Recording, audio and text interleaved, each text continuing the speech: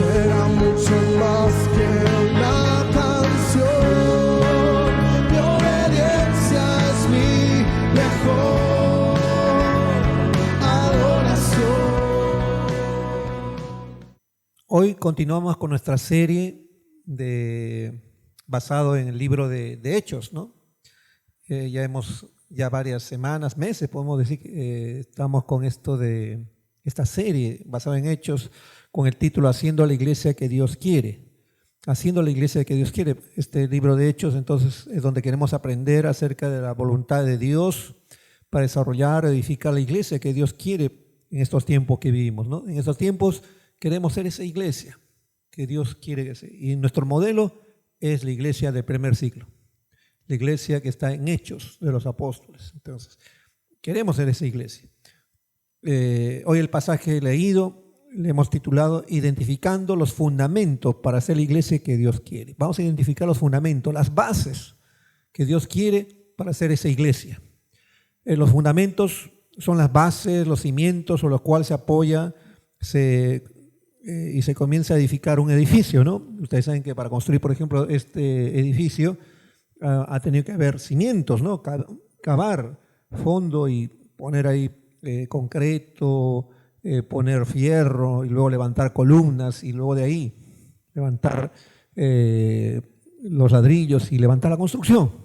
Entonces, pero para que pueda tener firmeza, tiene que haber buenos cimientos, buenas bases en la construcción. Y sabemos que en nuestra zona hay terremotos y si no hay buenas bases, se desploman, ¿no? Hace poco Japón, sabemos que es un país que tiene muchos terremotos en esa zona, pese que ya tienen experiencia y tienen toda la tecnología, aún hace poco que el terremoto que ha habido, hay muchos edificios que han caído. Entonces, es importante el de tener buenos cimientos, buenas bases, que cuando venga cualquier tempestad, cualquier fenómeno, un terremoto, cualquier cosa que venga, esté firme el edificio, no caiga, ¿no es cierto? Así podemos comparar una organización, así podemos comparar la iglesia, así podemos comparar nuestras vidas. Tenemos que tener buenos cimientos, buenas bases para no caer. Para la identificación de un edificio es muy importante entonces los fundamentos, los cimientos sobre los cuales se edifica. Si están mal o no los hay, entonces el edificio se va a derrumbar. Si en estos momentos ocurriera entonces un terremoto en Lima, según los expertos, muchas edificaciones se desplomarían. Hay muchas quintas, por ejemplo, ¿no? Por el centro de Lima y en varios lugares, aún en los cerros, en diferentes lugares hay construcciones que con un terremoto no de alto nivel se va a caer. Entonces, por eso es preocupante.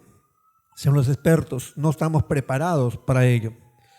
Por lo cual, ¿y por qué? Porque muchos de esos edificios, construcciones, no se han construido con un fundamento adecuado, porque los construyeron sin respetar los fundamentos o bases que deberían tener. Las normas que debería haber en ese entonces no lo hicieron, no lo tuvieron en cuenta. Incluso a veces uno se da cuenta que a veces hacen modificaciones en una casa donde se supone que hay una columna y debe haber fierro, a veces abren, rompen y ¿qué encuentran? Puro ladrillo. ¿Qué pasó? Cuestión de costo, no sé, y no pusieron lo que tenía que haber. Y a veces así edificamos nuestro hogar, nuestra casa. Si queremos edificar un edificio, una organización, tenemos que aprender a respetar los fundamentos, a respetar las bases. Si no lo respetamos, vamos a edificar un edificio que pronto se va a caer. Lo mismo puede pasar con la iglesia del Señor. Si la iglesia en sus inicios se mantuvo firme en el pasado y a pesar de los años, la iglesia del primer siglo se mantuvo firme, es que respetaron los fundamentos por los cuales fueron edificadas. Ellos respetaron, lo tuvieron muy en cuenta. Y aquí, en el pasaje leído de Hechos, capítulo 1, 12, y hasta el versículo incluso 26, vamos a encontrar a 120 creyentes, discípulos de Jesucristo, que tenían la misión de edificar la iglesia del Señor. A ellos se les dio una serie de recursos para lograr esto, ¿no? ¿Recuerdas? Lo hemos estado estudiando anteriormente, al tocar el tema, identificando los medios de Dios para la iglesia que Él quiere. Estuvimos viendo dentro de esta serie de hechos, podemos decir que tuvimos una miniserie, entonces en la cual identificamos los medios de Dios para la iglesia que Él quiere, los recursos, en otras palabras, los medios que Dios nos ha dado para ser esa iglesia. ¿Te acuerdas? Vimos primero que era el mensaje correcto, la palabra de Dios, el evangelio. Ese es el medio que nos dio, el recurso que nos dio. Segundo, nos dio la confianza correcta, que Jesucristo realmente resucitó. ¿Te acuerdas? Hablamos de eso. Tercero, en medio del poder correcto. ¿Cuál es el poder correcto? A ver, acuérdense, ¿cuál es el poder que nos ha dado? Nos ha dado el poder correcto. ¿Cuál es? El poder del Espíritu Santo. Eso lo vimos. Ese recurso Dios nos ha dado. Y quinto, medio recurso, la motivación correcta, ¿no? Jesús viene por segunda vez, estaremos con Él allá en el cielo.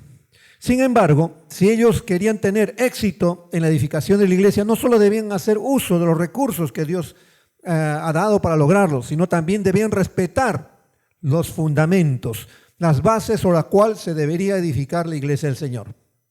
Si no se hubiera respetado los fundamentos de la iglesia del Señor, no hubiera llegado hasta nuestros días la iglesia. Gracias a Dios que estos 120 creyentes iniciales lo respetaron esas bases, respetaron esos fundamentos. Lamentablemente, a través de la historia hemos visto que algunas iglesias se cayeron por no respetar estos fundamentos. Hoy no sabemos nada de ellas. No, iglesias que se nombran en Apocalipsis, por ejemplo, Éfeso, Corintios, algunas de esas iglesias no existen hoy en día. Solo hay ruinas. ¿Qué pasó? Es que no respetaron los fundamentos. Si nosotros queremos respetar en la historia, debemos seguir, y queremos seguir en la historia, debemos seguir respetando los fundamentos. ¿Cuáles son los fundamentos que debemos respetar y que nos permitirán seguir siendo la iglesia que Dios quiere?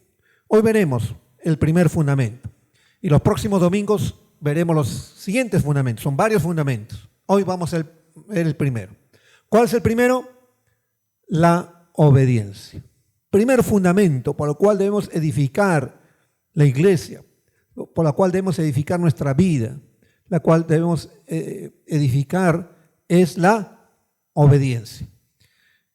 En el verso 12 y 13 dice: entonces volvieron a Jerusalén desde el monte que se le llama del Olivar, el cual está cerca de Jerusalén, camino de un día de reposo. Y entrados, subieron al aposento alto, donde moraba Pedro y Jacobo, Juan, Andrés, Felipe, Tomás, Bartolomé, Mateo, Jacobo, hijo de Alfeo, Simón el celote y Judas, hermano de Jacobo.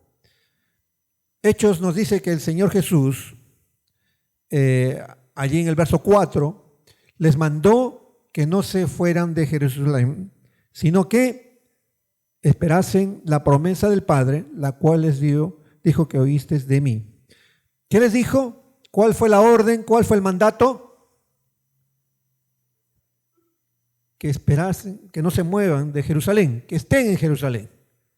Ese es el mandato que Jesús les dio cuando Él, y ellos estuvieron luego en el monte del Olivar, donde fue la ascensión, ¿no? Y ahí les dice, ¿no? Esto.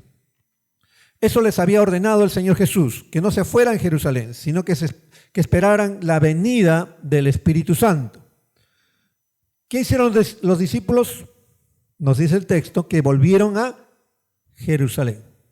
Volvieron a Jerusalén para esperar la llegada del poder divino que recibirían con la venida del Espíritu Santo. Ellos habían estado en el Monte de los Olivos, donde ocurrió la ascensión.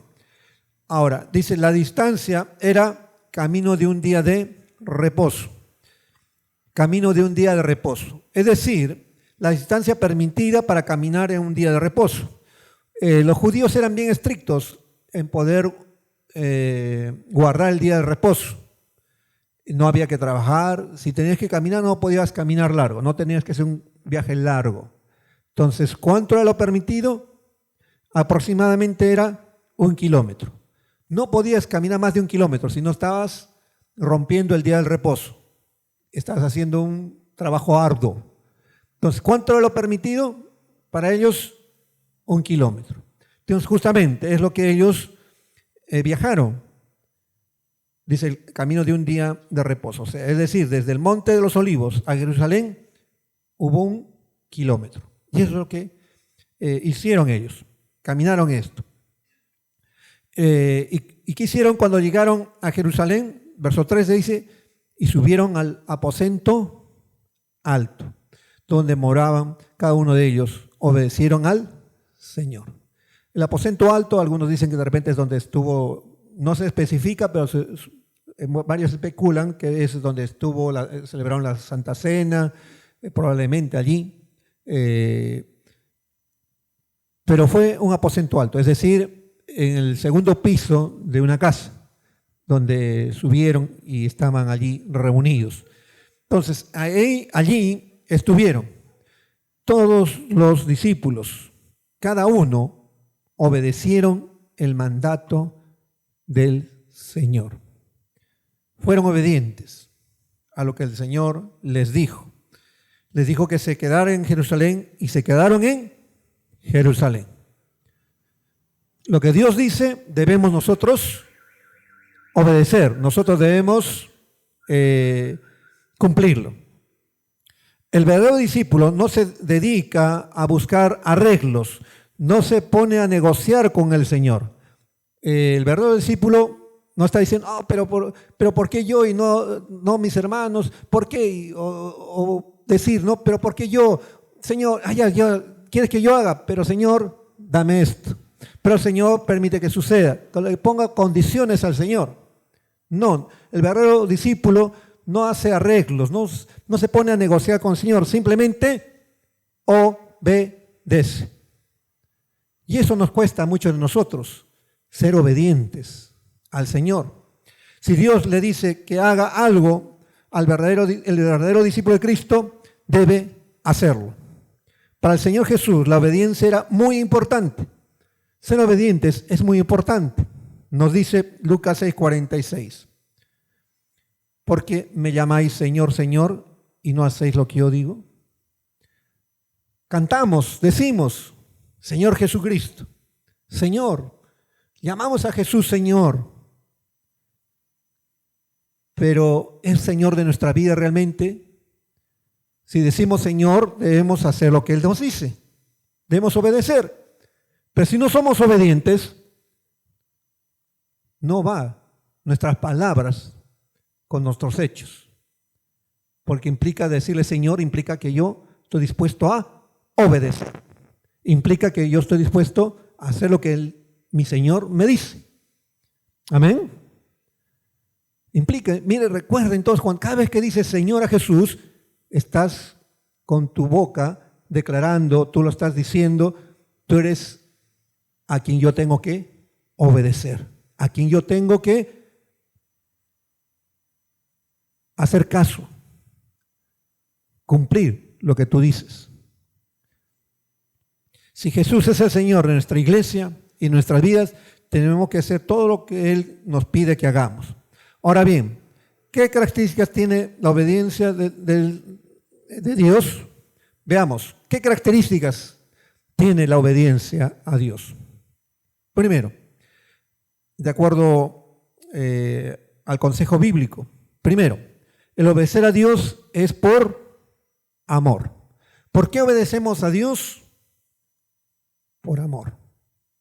1 Juan 2:5 dice, para el que guarda su palabra, en este verdaderamente el amor de Dios se ha perfeccionado.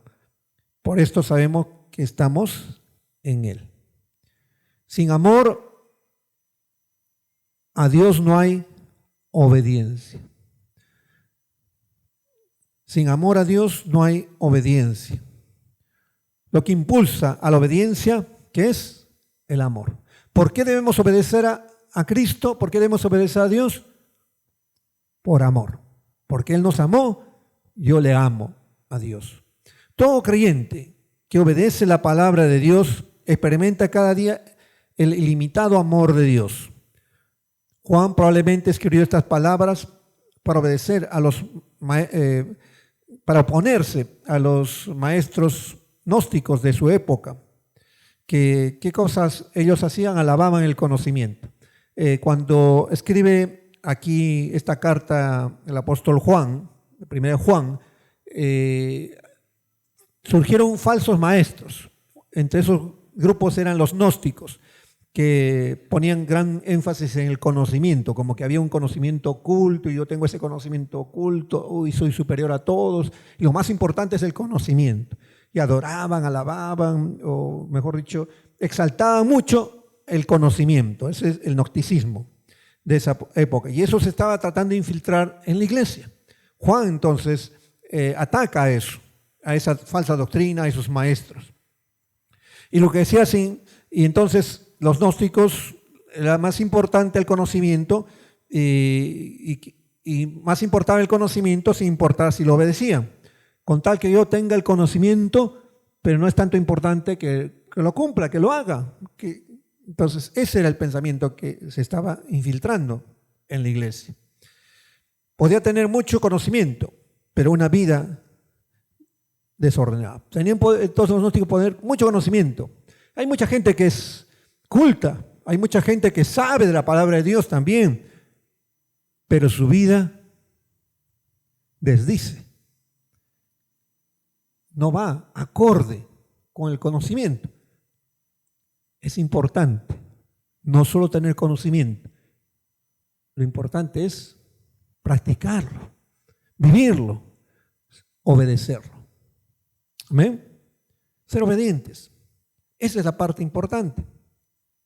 La marca distintiva de un hijo de Dios o de una iglesia, ¿cuál debe ser? La obediencia. El amor de Dios se ha perfeccionado, nos dice el texto. Juan nos enseña que el amor de Dios llena plenamente el corazón y la vida de la persona que obedece la palabra de Dios. Entonces, la obediencia lleva a madurar, a crecer, a ser mejor persona, mejor creyente, mejor esposo, mejor padre, mejor ciudadano. Cuando somos obedientes a la palabra de Dios, Dios nos va a hacer que seamos mejores hombres, mejores mujeres, mejores padres, mejores madres. Porque el amor de Dios transforma todo nuestro ser. El ser perfeccionado implica madurez de carácter. ¿Quieres madurar? Sé obediente a la palabra de Dios. Además, el amor de Dios se ha perfeccionado, nos da el verdadero motivo para obedecer a Dios en todo. Es que debemos obedecer por amor. Juan, el Evangelio de Juan, capítulo 14, 15 dice, si me amáis, guardad mis mandamientos. Mire, bien claro la palabra de Dios. Si me amáis, guardad mis mandamientos. Si me amáis, obedece mi palabra. Obedece. 1 Juan 5:3. Pues este es el amor a Dios. Guardemos sus mandamientos y sus mandamientos no son gravosos. Ahí está. Obedecemos porque amamos a Jesús. ¿Amas a Jesús? ¿Amas a Jesús? Obedece. Muéstrale con tu obediencia. Muéstrale. Dios es la fuente del amor y el proveedor del mismo. Dios es la fuente. Dios es amor. 1 Juan 4:7. Amados, amémonos unos a otros, porque el amor es de Dios. Todo aquel que ama es nacido de Dios y conoce a Dios. ¿Quién es la fuente del amor? Es Dios. y nos dice que debemos amarnos unos a otros, porque Dios es amor. Verso 16, 1 Juan 4, 16. Nosotros hemos conocido y creído el amor de Dios tiene para con nosotros. Dios es amor, y el que permanece en amor permanece en Dios y Dios en él. Hermanos, amigos, el cristiano no puede decir que nadie lo ama. Tú no puedes decir, nadie me ama. ¿Por qué? Dios te ama. Tu familia cristiana te ama. No puedes decir, nadie me ama. Tú, que eres hijo de Dios, que eres cristiano, no puedes decir eso. Recuerda, Dios te ama. Recuerda, tú tienes una familia cristiana que te ama. Tampoco puede decir que no tiene amor, porque si tienes comunión con Dios, también tienes el amor de Dios a tu disposición, y es de gran cantidad.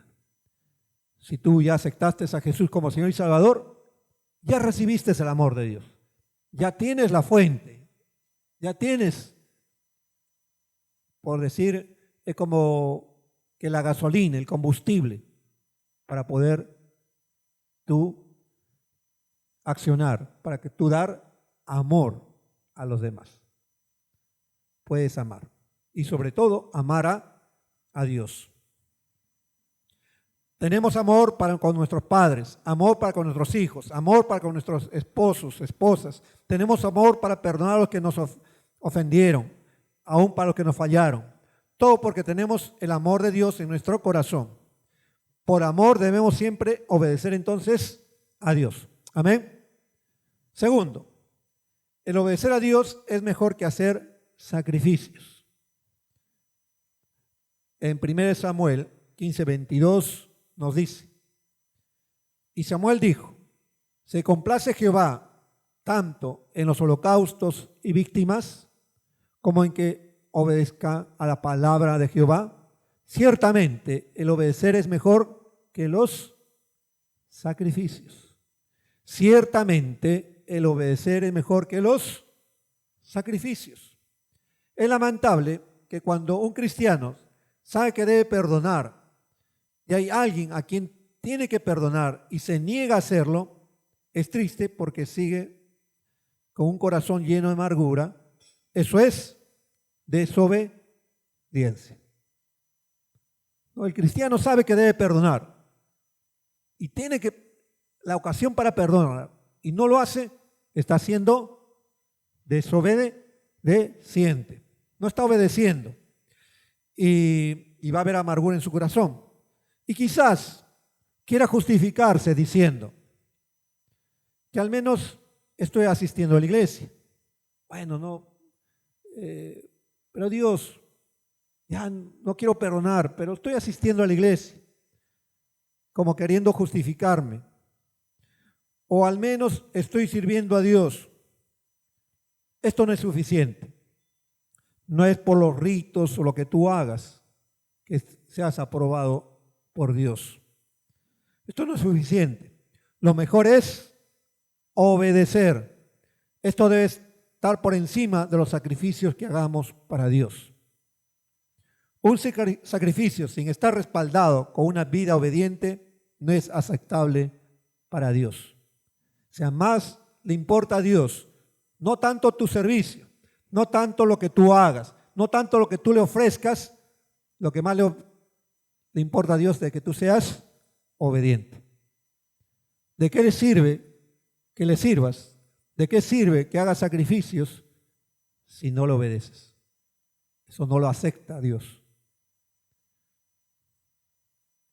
Nuestra asistencia a la iglesia, nuestros cánticos en el culto, nunca deben reemplazar nuestra obediencia a Dios. Sin obediencia, los actos religiosos son vacíos, sin valor para Dios. No te equivoques. Lo más importante es obedecer. Amén. Tercero, el obedecer a Dios trae dicha. Jesús dijo, en Lucas 11:28. Antes bienaventurados los que oyen la palabra de Dios y la guardan. Miren, los que obedecen la palabra de Dios son bienaventurados, es decir, felices, dichosos. Entonces, comprometámonos en obedecer la palabra de Dios. Si el Espíritu Santo te enseña una verdad por medio de la palabra de Dios, aplícala a tu vida.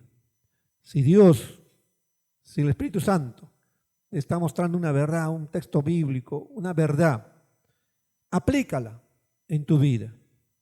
Cuando te sientas tocado en tu conciencia por una verdad, por la palabra de Dios, no digas, cuánto me hubiera gustado que tal persona hubiera escuchado este mensaje. No hagas eso. Eso, por favor, no lo hagas. A veces venimos los domingos o en una reunión, escuchamos la palabra de Dios y dices, ay, ¿por qué no lo traje a mi primo? ¿Por qué no traje a mi esposo? ¿Por qué no me traje a mi esposa? ¿Por qué no está acá mi primo, mi hermano? Este mensaje es para él. ¿No? A veces decimos eso, que ese mensaje no es para ti, sino para tal persona. ¿Por qué no ha venido? Ah, esto le hubieras tocado, esto hubiera sido muy bueno para él. Piensa primero en ti, porque la palabra de Dios primero quiero accionar en nosotros.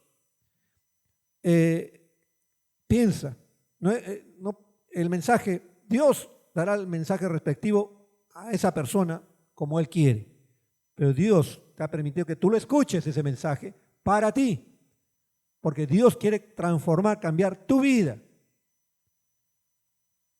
Cada vez que escuchamos la palabra de Dios, Dios está usando a la persona que está predicando para hablarte a ti. Y ese mensaje es para ti. Entonces, escuchémoslos, estemos atentos, lo que Dios quiere para ti. Primero aplícalo en tu vida, que Dios te hable a ti, no que Dios hable a las otras personas primero. Es igual, nosotros como pastores, como pastor, cuando estudiamos, nos preparamos para hacer un sermón, una prédica, primero tenemos que hacer el estudio, buscarle al Señor y primero, Dios, ¿qué tienes para mí a través de ese estudio? Dios, ¿qué tienes para mí? Una vez que Dios me habla, una vez que Dios me dice que es para mí, de ahí recién lo llevo por el mensaje para los demás. Así tiene que ser. Aprendamos eso. A veces pensamos que el mensaje le caería muy bien entonces a fulano de tal, a ese hermanito tal, ¿por qué no vino ese hermanito? Este mensaje le era preciso para él, decimos, ¿no? A mi cuñado, a mi primo. Piensa primero en ti. Siempre tenemos que tener la actitud de pensar, Dios, háblame a mi vida, que pueda aplicar tu palabra en mi vida. A veces los pastores nos cuesta. Nosotros regularmente los pastores nos reunimos en Lima el Encuentro de Dios, a veces hay reuniones cada 2 meses. ¿Te imaginas un pastor predicando a pastores? No es fácil, porque los pastores a veces estamos en la actitud de juzgar. A ver, ¿en qué se equivocó? Ah, esto que está diciendo está mal. A veces no con la actitud, Señor, ¿qué quieres hablarme el día de hoy a través de este siervo para mí? Sino a veces queremos ver qué errores ha habido homiléticos, de estudio bíblico. Entonces, podemos cometer ese error. Y a veces así lo hacemos también como creyentes.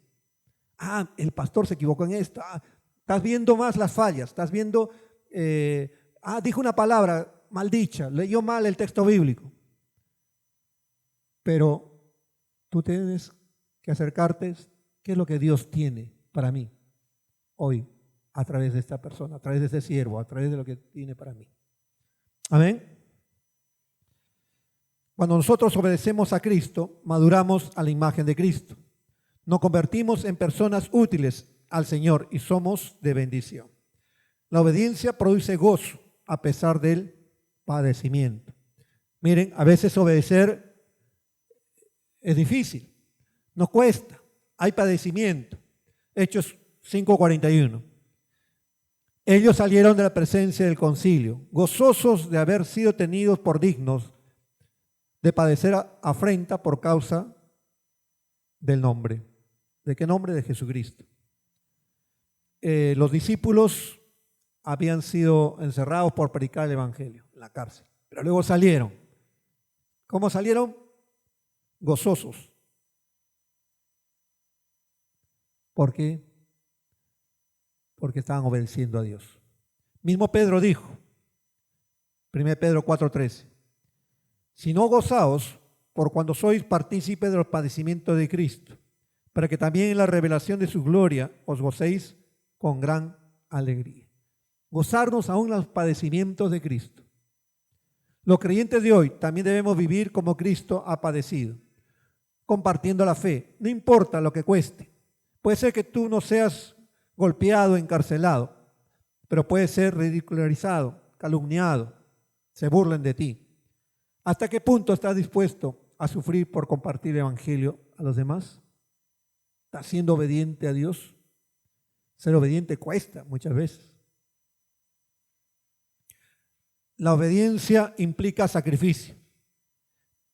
Para los discípulos significa ser públicamente difamados y golpeados. Pero a pesar de soportar tal sufrimiento, leemos que ellos iban por el camino gozosos, dichosos, alegres. El apóstol Santiago nos recuerda también en Santiago 1:25, mas el que mira atentamente en la perfecta ley de la libertad y persevera en ella, no siendo oidor olvidadizo, sino hacedor de la obra, este será bienaventurado en lo que hace. Bienaventurado en lo que él hace. El verdadero gozo es el producto de una vida de obediencia. Si un cristiano no está disfrutando de su cristianismo, el problema se puede resumir en una palabra: la desobediencia. Si tú estás en desobediencia con Dios, definitivamente no estás gozando de la vida cristiana. La solución es una palabra: obediencia. Seamos obedientes a Dios. Y 4, el último. El obedecer a Dios demuestra nuestra fe. Hebreos 11:8 dice, por la fe Abraham, siendo llamado, obedeció para salir al lugar que había de recibir como herencia y salió sin saber a dónde iba. Obediencia a la voluntad de Dios muestra la realidad de la fe de una persona en Dios. De cómo está tu fe se va a medir en el grado de tu obediencia. En el caso de Abraham, por fe obedeció a Dios, salió sin saber a dónde iba, solo obedeció creyendo plenamente en Dios. Obedecer. Yo me recuerdo un tiempo, estaba en un trabajo, este trabajo ya no estaba, me estaba impidiendo para servir al Señor, para seguir estudiando en el seminario, para capacitarme en la pastoral, y luchaba en ese tiempo entre mi vocación como ingeniero electrónico y el llamado de Dios, que Dios me llamaba a un servicio completo. Entonces luchaba en ese aspecto y Dios ya me estaba mostrando que no era ese trabajo ya. Tenía que renunciar a ese trabajo. Y tenía que obedecer. Lo difícil era obedecer sin tener a dónde trabajar, ¿no? Saber a dónde voy a ir.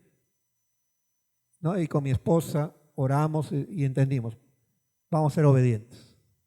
Voy a renunciar a este trabajo. Y ya, sin saber a dónde, sin saber que el Señor dónde nos iba a proveer. Bueno, como 3 meses estuve sin trabajo, pero Dios proveyó otro trabajo Era un trabajo por un tiempo también, porque Dios luego me iba a llamar a tiempo completo. Entonces, ser obedientes implica a veces renunciar y a veces saber a dónde, qué es lo que vas a pasar más adelante. Cuesta, pero debemos estar dispuestos a hacerlo.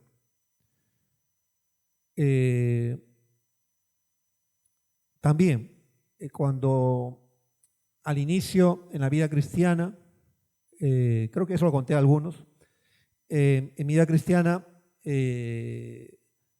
aún yo no conocía a Betty, ¿no? Yo tenía una enamorada que no era creyente. Entonces, a medida que como nuevo cristiano estaba conociendo la palabra de Dios, entonces entendí que decía, no nos unáis en yugo desigual. Entonces, no era fácil obedecerlo. Entonces yo decía, no, yo voy a traerla, voy a convertir, que se convierta, ¿no? Y en el día de bautismo logré que viniera esta chica, ¿no? Pero ella nada que ver, ¿no? No quería conocer las cosas de Dios. ¿Qué me toca a mí hacer en esa relación con esta chica? ¿Qué tenía que hacer yo? Ya, ¿y cree que me costó? ¿Me fue fácil? No, tuve que renunciar. Señor, yo tengo este sentimiento, pero no es correcto. Esto no me lleva bien. Tuve que cortar, tuve que renunciar. ¿Dolió? Sí, dolió. Pero Dios ya tenía a alguien preparado para mí, pues no más adelante, mi esposa, y que realmente de ahí de mucha bendición, y bueno, nos unió Dios ahí. Pero cuesta a veces renunciar y obedecer a Dios. Es lo que Dios quiere. Seamos obedientes a lo que Dios quiere a través de su palabra, ¿no? Santiago 2:7 nos va a decir, 2:17. Así también la fe, si no tiene obras, es muerta en sí misma. Pero alguno dirá, tú tienes fe, yo tengo obras. Muéstrame tu fe sin tus obras, y yo te mostraré mi fe por mis obras. ¿Tú crees que Dios es uno? Bien haces. También los demonios creen y tiemblan. Mas, ¿quieres saber, hombre vano, que la fe sin obras es muerta? Es interesante, incluso acá dice que los demonios creen y tiemblan. Creen, bien, es importante, los demonios creen. ¿Sabías eso? Pero no son salvos. ¿Por qué? Porque ellos, en vez de obedecer, tiemblan. O sea, un rasgo importante del Hijo de Dios es que cree y obedece. Obedece. Y la fe tiene que ver con obediencia, hacer obras también. Pero son frutos acá habla de buenas obras, de la fe viva. Porque cuando yo tengo fe en Dios, mi vida es transformada, es cambiada. Porque si voy a ser mejor padre, entonces eso se va a convertir en acciones en mi hogar, con mis hijos. Voy a perdonarles, les voy a mostrar amor, voy a cuidar a mi esposa, voy a respetar.